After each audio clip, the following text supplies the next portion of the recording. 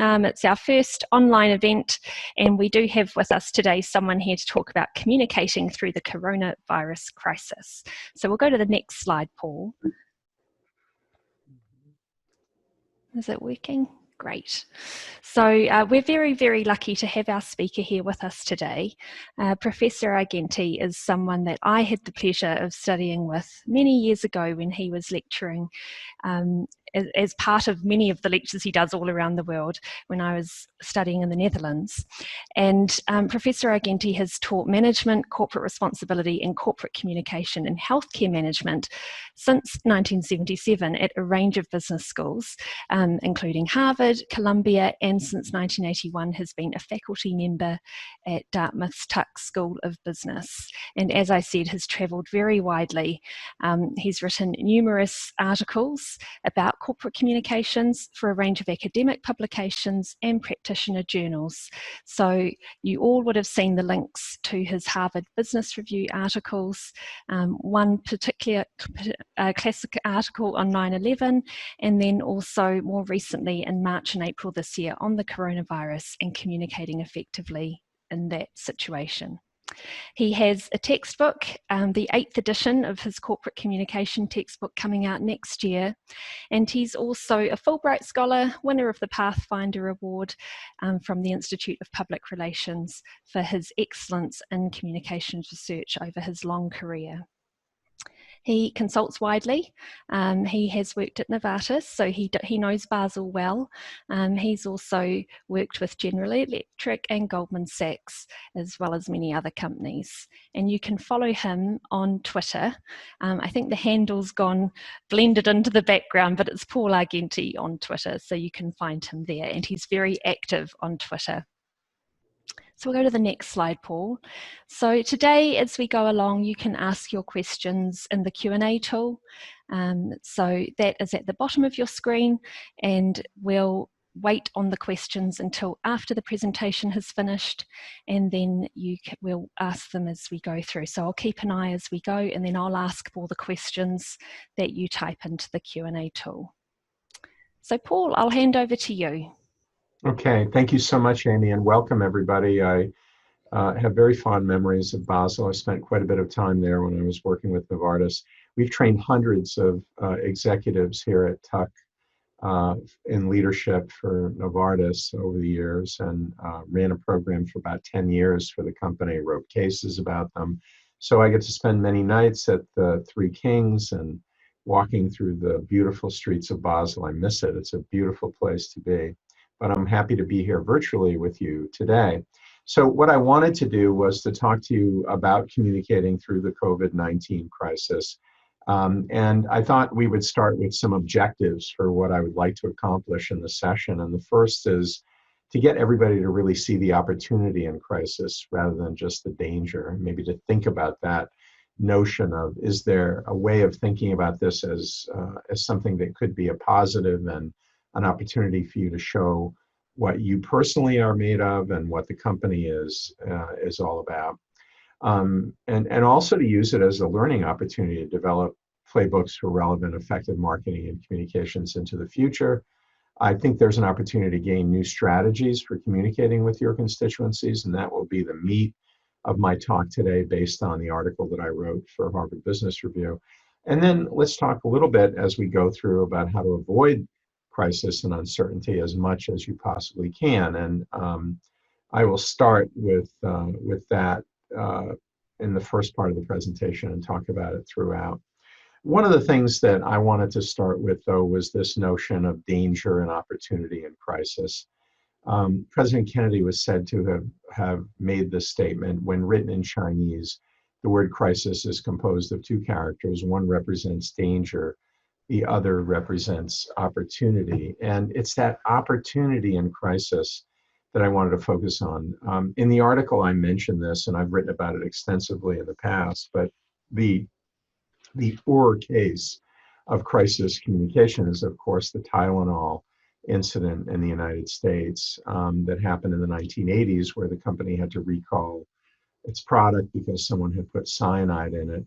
And as a result of that act and the way they responded to that crisis, Johnson & Johnson, in global surveys of reputation, has been listed as one of the most highly reputed companies in the world. I mean, it was in #1 spot for many, many years, but it's been a top 10 company, and many people attribute that to the way the company handled that particular crisis. So what is the opportunity for you? I didn't want to make a big deal about this in the article because I don't know how people would interpret that and see it as opportunistic, which is what I'm not talking about that.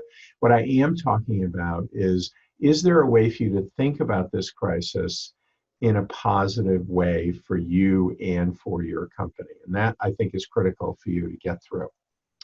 The second thing I wanted to talk about was this notion of how to think about avoiding crises in the first place, which most of us did not do.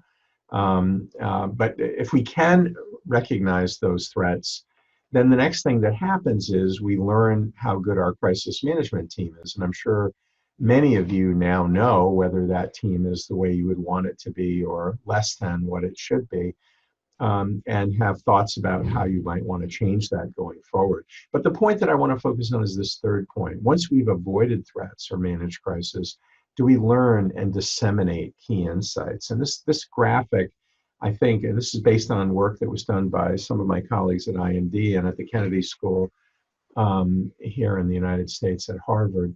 The idea of there are always emerging threats, and we've known about the pandemic possibility for a long time. Just today, the head epidemiologist here in the United States said there's a really good chance things will get worse in the fall and next winter if we don't do something. So we know that as a threat. Can we avoid that threat or not? If we fail, then obviously we have to go into our crisis management mode. If we succeed, fantastic. But either way, what do we learn as a result of this? And how do we disseminate that information back so that we can avoid getting into the same loop again? And I think that's really critical for you to be trying to figure out how you keep that loop in place and you keep thinking about what the opportunity is. There's a great quote from Jack Welch, who I had the pleasure of working with, and he just passed away a couple of months ago. And he said, an organization's ability to learn and translate that learning into action rapidly is the ultimate competitive advantage. In the very first article that I wrote on crisis communication, it's called Crisis Communication in Harvard Business Review, I wrote about how companies responded to 9/11 here in the United States. And in that study, I wrote about the New York Stock Exchange. The New York Stock Exchange, during the first attack on the World Trade Center earlier in the 90s, learned a lot from that. And then when the actual 9/11 incident happened, they had everything in place. They knew how to close their facility, move it to a different location. All sorts of learnings had taken place that was in the minds and in the bones of the organization, if you will. And I think it's critical to keep that in mind. As we think through what you have needed during this and what we need going forward, obviously an approach to managing media relations is something that's always critical. A strategy for notifying employees about updates, and I think those are things that we have in place. But tactics for fortifying the brand and ways to keep customers engaged have been really difficult for companies to put forward. I think it's really interesting because you want to walk that fine line between giving yourself an opportunity, as we talked about earlier, but also not coming across as trying to take advantage of the situation. But it is not taking advantage of the situation if you are keeping your customers engaged by constantly changing what you're doing to meet the demands of the crisis. And I'll give you one example from here in the United States. Just from yesterday, JetBlue, which is a big domestic airline here in the United States, asked that all passengers and all crew will wear face masks now on its airplanes, and they're keeping middle seats free. Now, other airlines aren't doing it either for crew or for passengers, and you wonder, why isn't every airline doing that? But that keeps customers engaged and understanding that JetBlue has their interests top of their mind. I think it's that kind of thing that is critical. As we go through crises, we always are trying to make sure we have the trust of our constituents and that we're leveraging the situation to gain a competitive advantage? Is there a way for us to show what we are made of, to position ourselves for the brand and reputational capital by addressing whatever changes we've made as a result of this crisis in a responsible and thoughtful way? And the other part of this is, do we have a way of resolving the issue, whatever the issue is, thoroughly, to have a long-term effect, not only provide a short-term Band-Aid solution? So, for instance, most people are working from home. Do we now have a way of making that happen very quickly, very effectively? Do we have the tools? Do we have the bandwidth? Do we have the machinery to make something like that happen? That's a very simple example, but one that I think works well. And then finally, before we get into the meat of the presentation, let me just take you through this. This is something that I wrote in my textbook in the very first edition when I wrote that back in the early 90s. But I think there are 2 points here that I want to stress. One is, what is the actual problem that you're trying to solve? The problem that we were trying to solve last month and the early part of the crisis in March and late February is a very different problem than the one we're trying to solve today.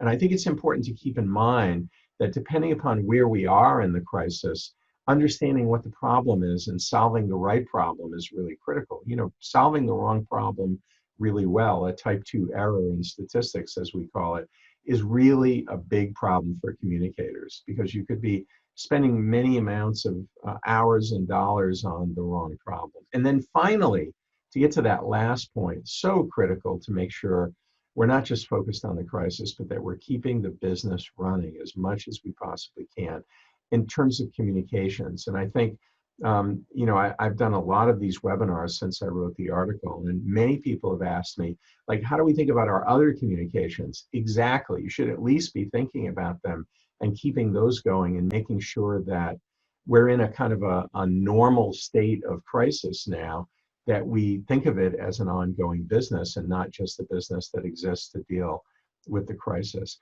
I think it's really interesting to think about how this has worked with government as well. So here in the United States, I think Donald Trump defined this as an economic problem early on, and that was a big mistake. You know, it was a healthcare problem, not an economic problem. It has a healthcare problem with horrifying economic repercussions, and understanding that difference is important. And then my last slide before we get to the article and the points that I want to make around the key issues there. What do you say during the crisis? Well, one, and I can't overemphasize this to you enough, but admit to everyone that it's not business as usual. This needs to be true within your organization, with your customers. There's so much advertising still on. The only advertising that many of us see as a result of the way we watch television today is the news, and we happen to be consuming a lot of news here in the United States. I'm sure you are in Switzerland as well. But that notion of companies that are advertising as if everything were normal, I think it's just not the right way to go right now. We have to admit that things are different, and that requires a very different approach to communications.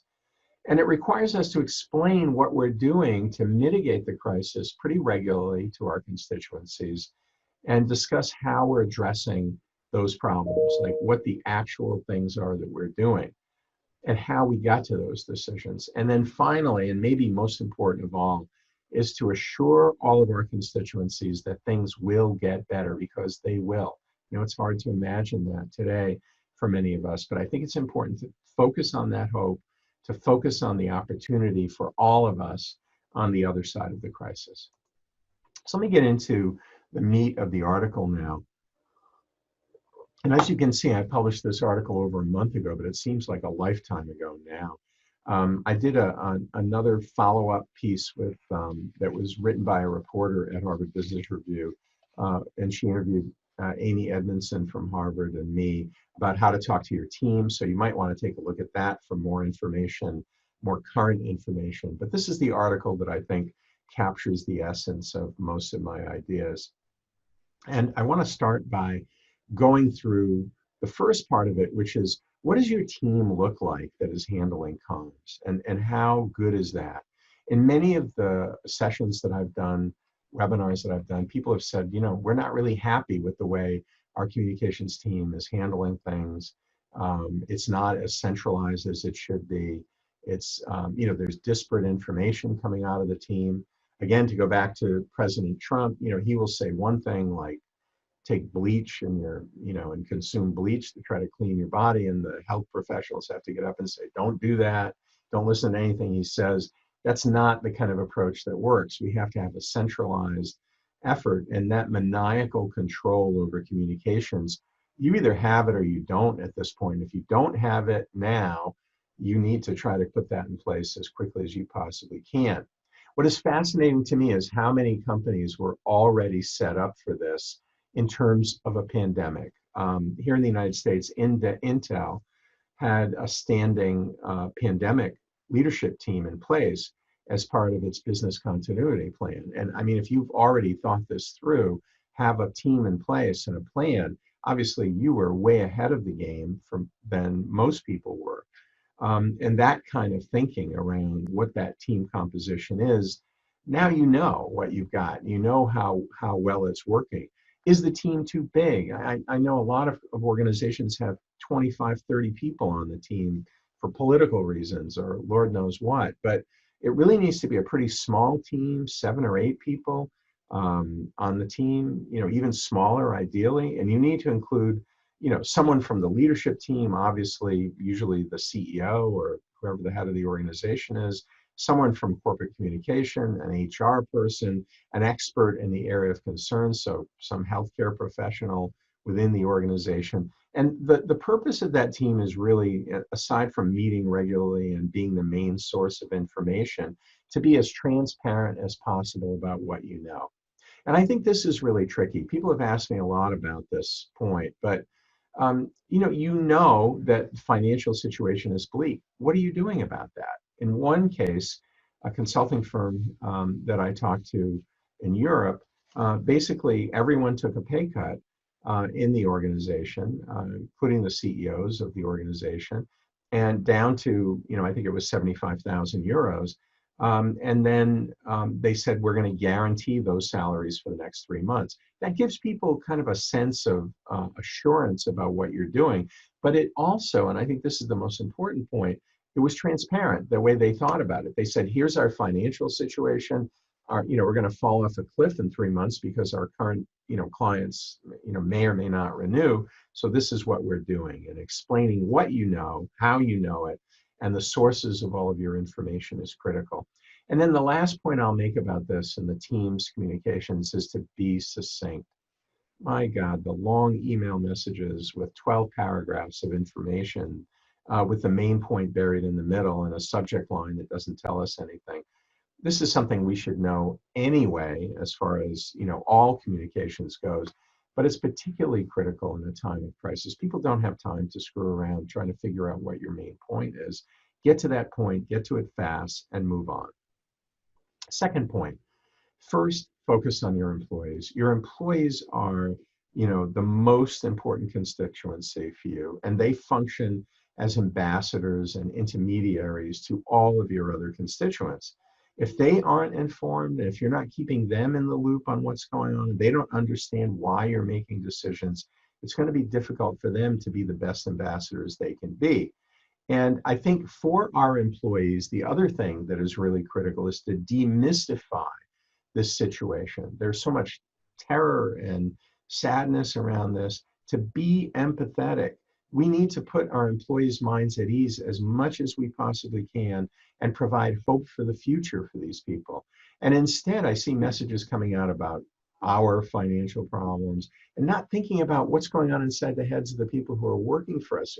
They're worrying about their health, they're worrying about the job, they're worrying about how do they educate their children at home. And here you are talking about the organization as if that's top of mind to them, which it most definitely is not. In the 9/11 study that I did for Harvard Business Review back in 2002, one of the things that I discovered in interviewing companies was that in almost all cases, the leader has a special role in reducing anxiety, is the leader of the organization who is the one that people are waiting to hear from. So how often are you getting the leader of the organization, either through email messages or Zoom calls or social media, communicating with employees regularly and helping them to work through this. In addition, we need to post information regularly for them. We need to describe how decisions are being made, because the first question in everyone's mind is, why are they doing that? You know, we recently here in my hometown here in Hanover, New Hampshire, a week ago discovered that school was going to be out for the rest of the academic year for students in, you know, secondary schools. And that really, you know, why? There was no decision making about why. It just seemed like an arbitrary decision. And why couldn't we have gotten them? Explaining things to people and describing how you made those decisions, whether it's about travel restrictions or work at home or any of these things, is really critical. And obviously, trying to provide that timely information rather than waiting until you know all of the answers is critical. I want to focus on customers now with you, because I think what is important to customers, as I said before, is very different, was very different on, you know, when I was writing this article in early March from what it is today. So, you know, to use the JetBlue example, in early March, they were waiving all change fees for people who had flights running because they knew they weren't going to be able to take those flights. Today, they're providing face masks for people. Well, those are very different stages of the crisis. And I think, you know, stores were in the very early part saying that they were cleaning regularly. Now today, in many of our grocery stores here, and I'm sure in Europe as well, they have protective screens. Everybody has to wear a mask. They have a place where you can stand so that you're 6 feet apart. I think that's pretty critical. How do we provide relief for our customers? I know banks in Europe, ING, one example, and here in the United States, have provided, you know, 90 days of relief on paying back loans, which I think is a huge relief for a lot of people. Our pharmacies here in the United States are delivering drugs rather than forcing you to go to the drugstore to pick them up. So there's a number of things that you can do to try to relieve the pain of your customers, and then focusing on the empathy that we have for them rather than trying to create opportunities. This is not a time to try to upsell our customers. So I'm going to give you 2 examples of ads that are running here in North America that I think will make my point about communicating with customers really emphatically to you. And then we'll get back into this topic again in a different way with some of these other examples. So both of these ads ran back to back on the nightly news. And I don't know about you, but we're trying to, you know, we have the briefings from the White House, and governors are giving updates every night. So news, it's the only live television we watch other than sporting events, which no longer exist, of course. So this first ad, I'm going to let you watch it. And right before the end, I'm going to stop and ask you if you can figure out who this ad is from. So let me run it first.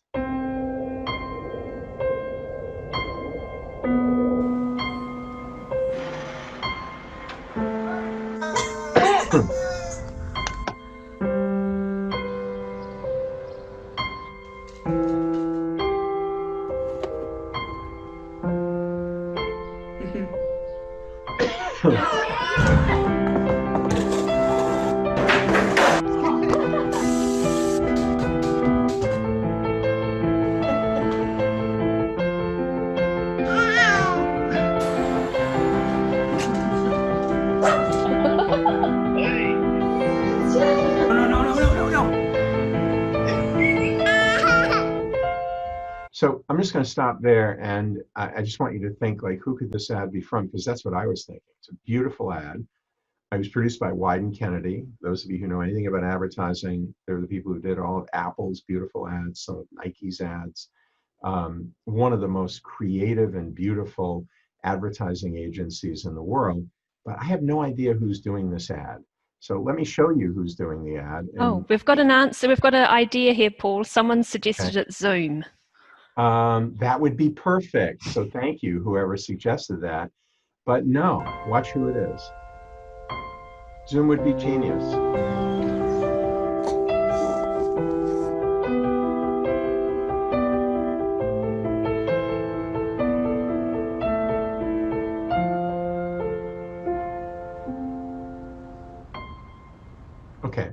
I don't know about you, but that ad makes no sense to me. It's beautiful, don't get me wrong. And my wife and I got into an argument about this, so maybe you like the ad. But when I think about what the importance of advertising is and how I want to relate to that, thank you for staying home and connecting the message. It just didn't work for me, even though it's beautifully done. Compare that to the next ad. And this ad was produced in Canada, but it ran, as I said, in the United States. These ads ran back to back on the nightly news a couple of nights ago. And you'll know immediately why this ad was running. It was running an hour and 4 minutes. Start to see the difference here with Mark from Dave. So you might connect to that. Interesting. Might think this ad.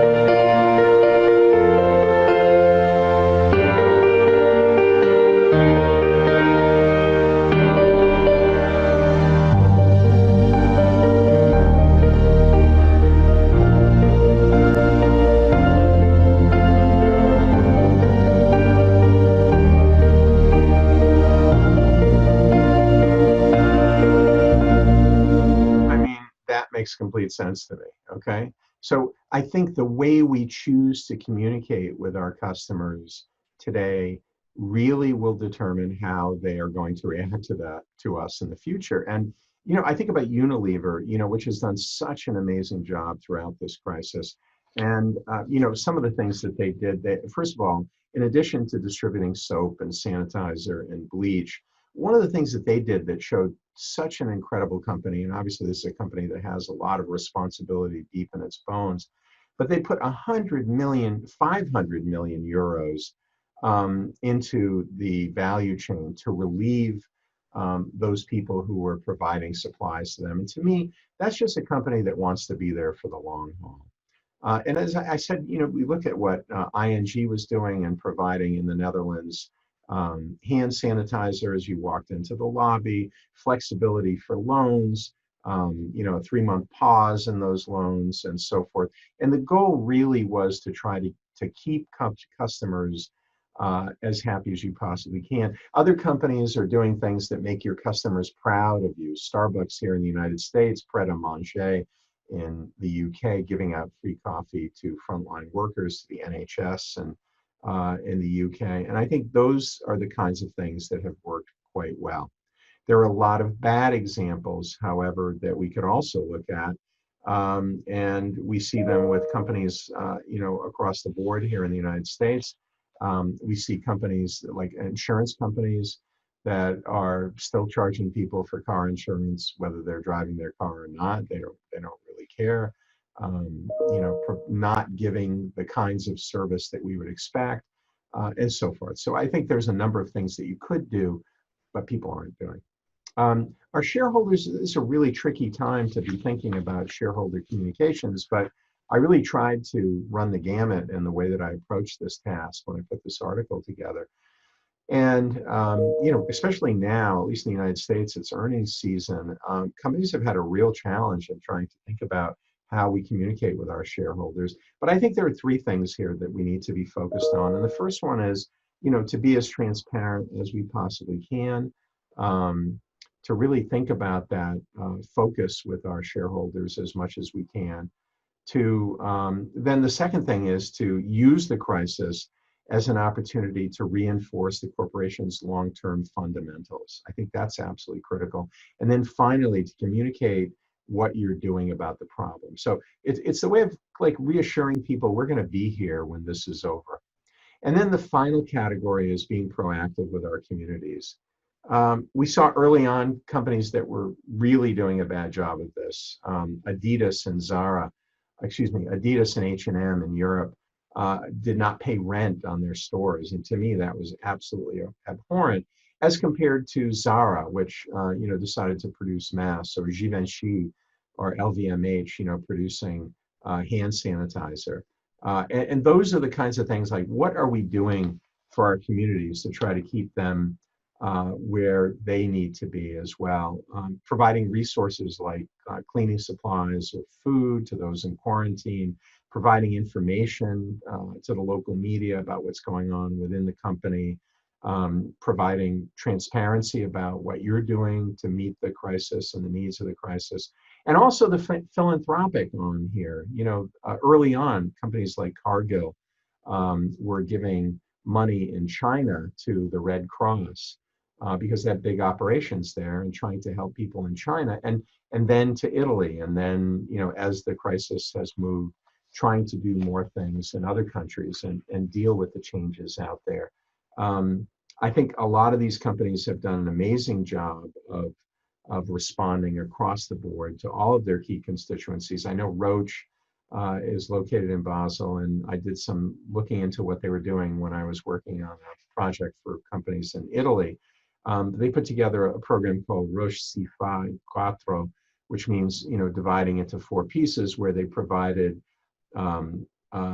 all Italian regions that required it free of charge for the period of the emergency, a drug that people thought might be helpful, a donation of €1 million in medical equipment right away, volunteering initiatives, and then a stay-at-home, campaign about how to deal with being at home. So companies all over the world, I think, have done a remarkable job, and some companies have really not done enough. And some of the good examples, some of the bad examples that we see out there as well. And these Hyatt executives took a pay cut, but then are going to receive a huge bonus when they cash in their stock options.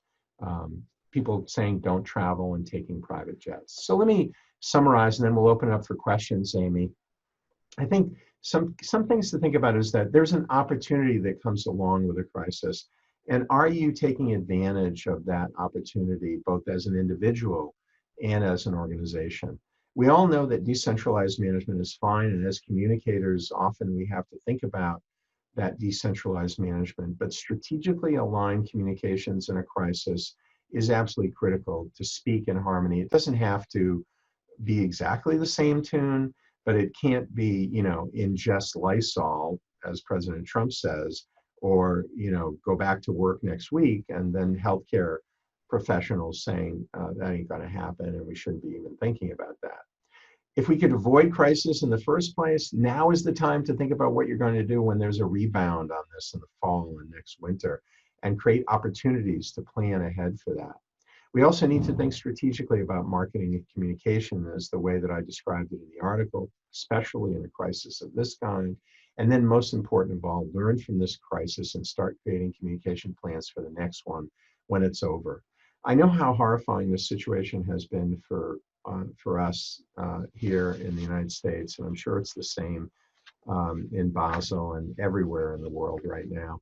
And it just makes me think of this quote from Martin Luther King. He said, "Only in the darkness can you see the stars." Is this crisis giving us an opportunity to understand what we had before and what we can have again in the future? I think about my parents' generation living through the Great Depression and then the Second World War. And in the United States, I don't know if this is true in Europe, but we called that generation the greatest generation, like they were the strongest. And will that be true? Will the resiliency that we're forming as a result of this help us to become the next great generation and to make the world a better place and to create opportunities that maybe wouldn't have been there in the first place? So I've written a lot of stuff. I hope that you feel free to reach out to me, follow me on Twitter, as Amy said. Take a look at my books. I'm working on another article right now for Harvard Business Review that will focus specifically on responsibility and how companies are dealing with that. So with that, Amy, I'm going to stop sharing and turn it back over to you, if that's okay. Thank you very much, Paul. That was so insightful and inspiring. So everyone, you can ask your questions in the Q&A tool, and we do have some questions waiting here, Paul, so I will read those out. So we'll start at the top. What companies or organisations, if any, have you seen already doing a good job of crisis comms in our current situation? Why or why not? What are they doing or not doing? Yeah, I mean, there are a lot of companies that are doing a good job, and I've already talked about them. I think a lot of these companies have responsibility deep into their system. Unilever was the company that I have called out, but I see it in JetBlue here in the United States. I've seen it in the way that some of the banks are dealing with people here in the United States. But is any one company really standing out? No. I think everybody's trying to survive, Amy, and everybody's doing the best they can. So we'll see pockets of excellence. They're doing this well, but maybe they're not doing that well. And I think that what they are doing is following a lot of the playbook that I just went through. And some are doing it with some constituencies and not with others. And just trying to sort out what's happening is part of the problem for a lot of these companies. I think what we want to see are companies that are empathetic, that are meeting people where they exist and trying to deal with them. I think the very best companies are doubling down and investing in their employees and not saying, we're going to cut back and all these draconian things that a lot of companies are doing, because those are the companies that are going to come out looking better in the end, in my view, if they can afford it. Obviously harder for smaller businesses. Thank you. What are your thoughts on the thank you campaigns from companies primarily in the US, I think? The targets of them don't seem to like them much, e.g. grocery store employees. Where they're thanking employees. Where they're thanking employees. Yeah. I think it's one thing to thank, and yesterday here in the United States in New York, we have these airplanes in the Navy and the Air Force that do shows, and the Blue Angels are the most famous of them. I think it's a Navy group, but they flew over hospitals to thank them. And in New York at 7 o'clock every night, people have been applauding. I mean, that kind of a thank you is heartfelt and meant. But on the one hand, thanking people, and on the other hand, forcing them to go to work. On the one hand, thanking them and not providing PPEs or whatever it is that you need, to make them as successful as they can be. I think there's a little bit of duplicitous nature of how companies are doing it. So if you're working in a healthcare organization, I think you can't thank those people enough. And one of the ways that I equate it is after 9/11 here in the United States, people were totally bought into firemen and police officers for what they did. I think we have that love and respect now for healthcare professionals on the front lines and ambulance drivers and the people who are delivering food. And there's so many people that we could thank. And I think if it's a gratuitous thank you and it really isn't heartfelt, it's probably not going to work.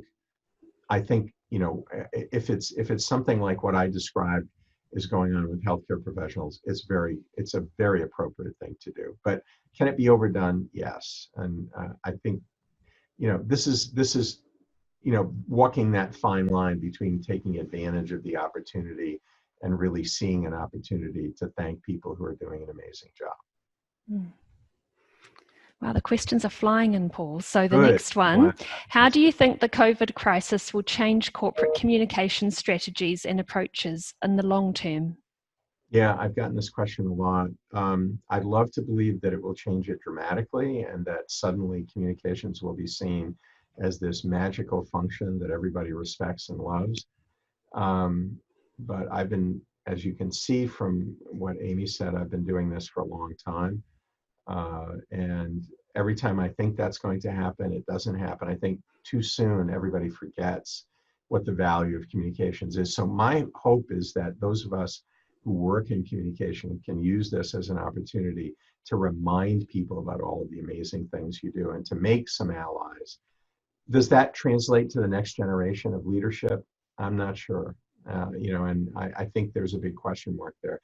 The other question is will communications change? I think the nature is yes. I mean, this Zoom kinds of communication is working pretty well enough to be thought of as a kind of a transcendent form of communication that will continue, and particularly when we're not really excited about traveling. And how are we as communicators helping people to use that better, and what kind of tools are we giving them that will make that better? I'd love to believe that this will change communications forever, but I'm a little bit more cynical than that. Right, a leadership question. On a scale of Jacinda Ardern to Donald Trump, how are government leaders doing? Wow. Okay, so let's go from Donald Trump at the bottom of the scale to, here in the United States, we have governors who are doing an amazing job that you probably don't see there. The president of New Zealand, or, I mean, we only see, I think we've seen Boris Johnson, we've seen the New Zealand president. We don't get a lot of views of what's going on. We saw Italy, obviously, because of the crisis there, China. I think some are doing an amazing job, and just what you would expect. There's a range of activity here. I hope, unlike what I talked about with communications, that this translates into a change in leadership in countries where there's an election coming up this year. And I can think of one country very close to my heart where that is happening, because this is when you really find out what kind of a leader you've got. And I don't want to say too many negative things about Donald Trump, but he really has not shown the kind of leadership that you need right now. This is when we find out what kind of leaders we got, whether we're looking at government, companies, NGOs, even small units within companies, universities. You really start to see what these people are made of, and are they really the kind of people that you'd want to go into battle with? And I'd say it's just about all over the map, just what you would expect. And maybe that will change people's impressions about what kind of leaders they want going into the future. It would be great. Very interesting. A 9/11 question, Paul. Airlines faced 9/11, the volcanic eruption in Iceland, etc., where there were periods of shutdowns. But it feels like, again, that this time they're not prepared for a situation like this, asking for grants by governments to survive. Also, in their communication, you cannot read anything that they've learned from the past. Any thoughts? Yeah, there's a big difference between a 1 month problem, which is what 9/11 was. I mean, I was actually stuck in Europe during 9/11 and wasn't here, and couldn't travel because of the airlines during that crisis. And the ice. I was also in Italy during the volcano. It went. There's a beginning and an end to that story. This is you got to give them a little bit of a break. Like, could you have prepared for something like this? Wow. I mean, I don't think anybody. And it's too bad, because plagues have been going on since for those of us who've read the Decameron or Journal of the Plague Year, this is not something new. But I don't think anyone was prepared for a shutdown that would last 3-4 months, and we've got to give them a little bit of breathing room there. I do think infrastructure is critical, and how much of a bailout. It wasn't like they were all fat and happy and making ridiculous amounts of money, which you could say for other institutions, and they should be now dipping into their savings. Because of the way the airline industry is composed, they're not quite like a grocery store, but they're not far from that. They need every dollar they can get. So I guess I have a little bit of empathy for some of them and not for others. There are some airlines here in the United States that are just god awful and have done a terrible job, and I hope they don't get a lot of bailout money. And there are others that have been remarkably resilient and helpful and thoughtful. And I already mentioned one, JetBlue, that has done that, and they deserve everything they can get. But we're going to need airlines when this is over. And I think governments do need to think about how can we keep that industry where it needs to be, in the same way that we're now thinking about our food supply.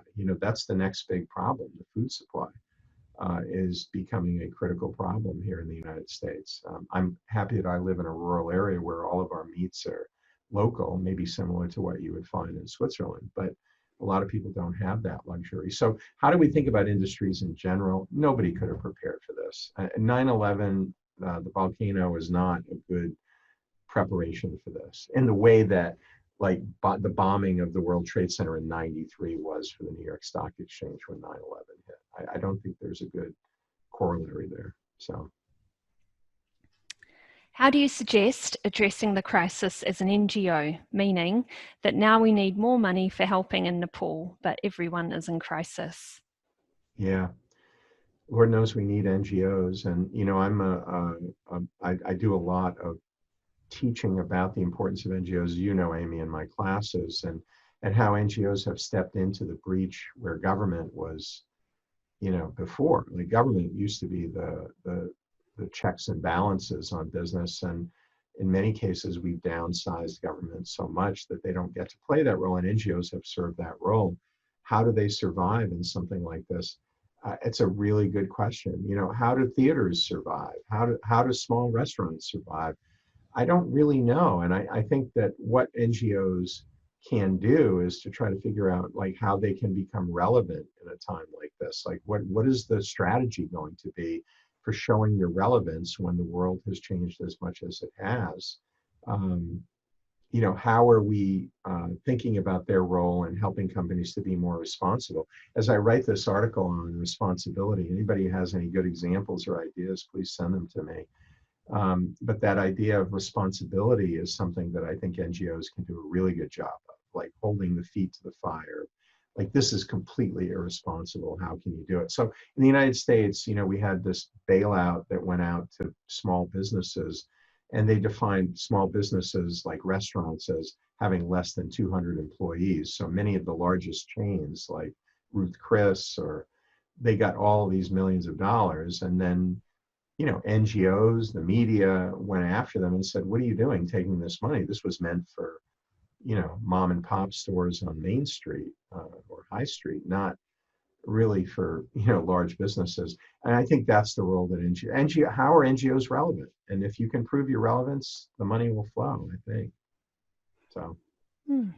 Well, building on the relevance, we've got here sports organisations, leagues and teams can be effective in crisis. How can they be effective in crisis communications during this time, as it seems we won't have sports for a while? So this is in like, how can sports teams be relevant? Is that, I'm sorry, I missed In the first what ways can they ways? be effective Yeah. in crisis communications in that industry in sports? Yeah, boy, that's a really hard one. You know, it's really interesting. The only sporting things that are going on here are replays of sporting events, which is not quite the same thing. And as a major sports fan, I'm a baseball fan, which I know is not popular in Europe, but I got to go to a baseball game in February, the last game, just by chance. I was in Florida, and it was right before everything closed. And I'm so glad I went to that, because that's not that far away. It's not like I haven't been in a year. And I think all of us are going through withdrawals. So how do you stay on the minds of them? That's a really good question. I think what is happening here in the United States is the networks that support different sports are doing things that might attract people to them, showing games of really famous games that people might want to watch, talking about news of trades, things that are still going on in the news, and running, you know, there's a really good documentary here about Michael Jordan that's running on ESPN. It's a fabulous documentary, trying to show us things that maybe we wouldn't, who would have watched that? Everybody's watching it. It's the only sporting event available right now. Beyond that, I mean, people, you know, the biggest problems they have are, you know, how to get all the beer out of the stadiums. There's $1 billion of beer located in stadiums that's going stale. I mean, they have problems that are, you know, an order of magnitude beyond what we could have imagined. And I think it's pretty hard to be relevant when you're not playing your game.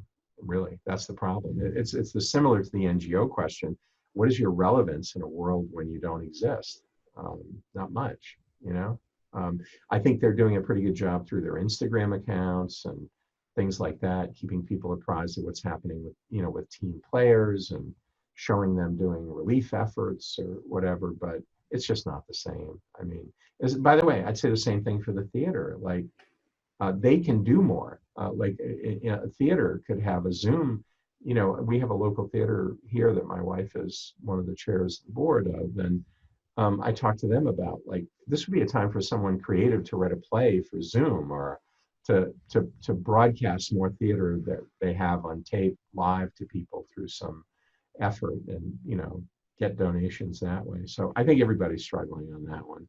It's very hard. How do you remain relevant when you don't exist? Very hard.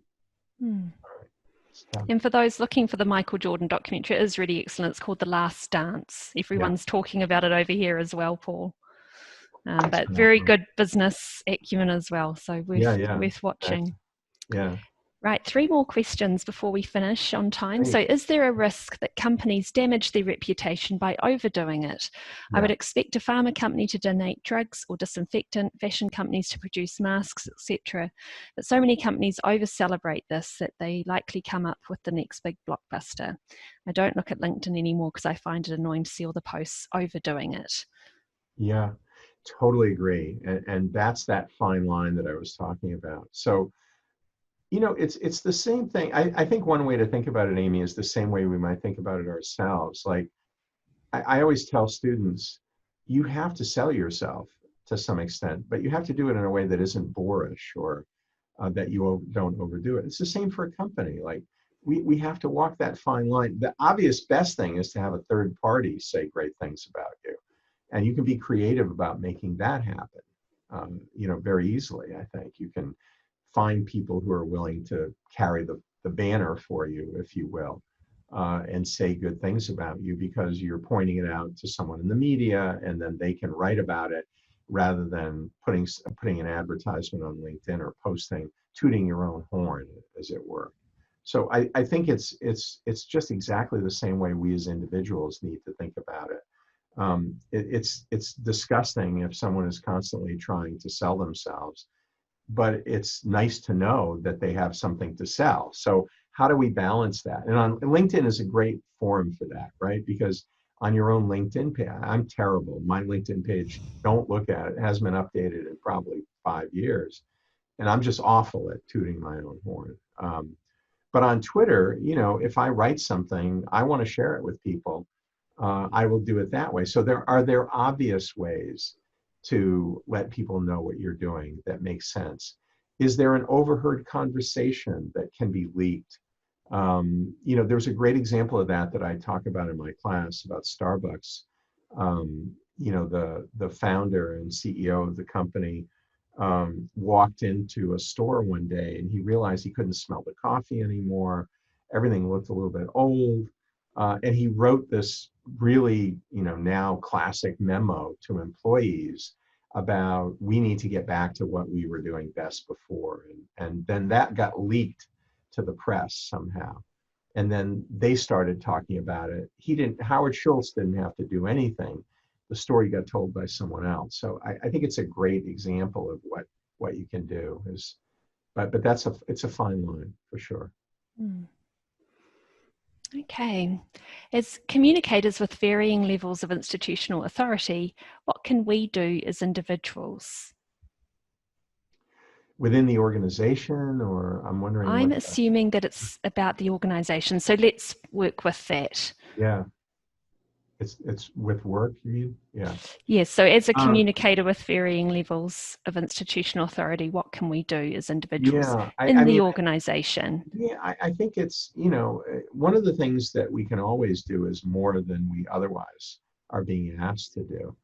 And no one is going to complain if you overservice the account, right? Whether you're a consultant, the way that I am, or you're an employee within an organization and you're giving 120% rather than 100% right now. That's one of the things that you can do. The other thing is you can share good examples with people that you see. Articles like this article, I know a lot of people said they passed it around to their management and it was helpful to them. Other articles that you see or ideas that you're seeing from other companies and say, this could work for us too, or this is a good idea. It's putting yourself out there a little bit, but that's what you have to do to be successful to a certain extent. So I would probably rely on that sort of thing as much as anything else. Final 2 questions. What is your opinion on crisis communications performed by universities? Are there any lessons to be learned? Wow. Yeah, a lot of lessons to be learned there. I think most of them have done a pretty bad job of it. I don't want to say that too loud because I'm at my university. Fortunately, no one's here. But I think the problem is, if you really think about what's going on with your different constituencies right now, the last thing they're worried about are your financial problems. they're worried about their own situation. And I think one of the things that, whether we're a university or a company or a government, is to be more empathetic and be more concerned about the constituencies that we service and focused on them rather than our own, situation, which seems to be more of what these organizations are doing. Particularly here in the United States, we have really wealthy institutions, crying misery over losing money. Right? That's just not what people want to hear. They're worried about their own situation. And that may be true. And by the way, it's a real problem that needs to be solved, but I'm not sure I'd be talking to my employees, my faculty, about it as much as I see going on in the United States. So they're not doing a very good job. And some of them are, I'm sure, and I don't get to see all of them. I just see what people tell me. And like some are canceling classes too soon, some are not realizing that there's a difference between teaching a course online and teaching a course live, and just putting it on Zoom as a regular classroom is probably not enough. So there's a lot more that we're going to have to do to make it palatable to our audiences, I think. Thank you. And our final question, 3 minutes left. When do you think is the right time to get back to being more normal in our business? Restart, for example, B2B communications while still being in the crisis? Yeah. Well, I've been asking that question of everybody almost every day who is out in what I would call the real world and not in this ivory tower that I get to sit in. I think we're probably looking deep into the fall here before there's any normal in the United States. Maybe Switzerland is in a different place just because maybe you did a better job than we did of mitigating the crisis. I don't know. I think we are unfortunately in a situation where we don't have a centralized approach to managing the crisis. So some states are opening up, others are not. Some people are defying the stay-at-home orders. Some people think it's government conspiracy. A rebound is inevitable with that kind of thing. So let's say there's normal kinds of things seem to be happening in September. If we haven't done a good job, we don't have the testing, if we haven't done a good job of really staying at home long enough, it's all going to come back again. And then, normal may be 2 years away when we have a vaccine. So I think that's a really good question. It kind of depends on what your country is doing and what your organization is doing to support this. I talked to someone in San Francisco yesterday that I work with and said, when do you think we could meet live? And they said, we just told everybody that you're working at home until September. And I thought, wow, that's scary.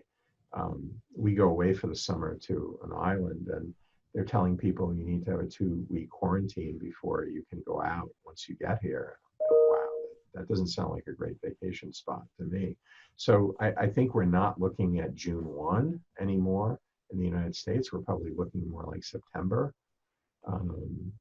And then normal is something that I would not use in describing what the future looks like. It's going to be different. It'll be a new normal. And I would stop using that phrase even in our communications and thinking about what's the next way that we think about living, going forward, and what have we learned from this that might be helpful, which is where that learning loop, I think, comes in. So, but I see a lot of hope. I think the resiliency that is being developed now is something that's going to make the world a better place. And I hope that's true for all of you who are listening today, and that you will all do your part to try to help as much as you possibly can and get through this and to the other side, because there is another side with light on the other side of it. So thank you so much for having me today, Amy, and I'm glad that I could help in this way. Thank you very much, Professor Argenti, and the praise is coming in, so I will share that with you separately. But thank you everyone for joining, and wishing you a great rest of your day.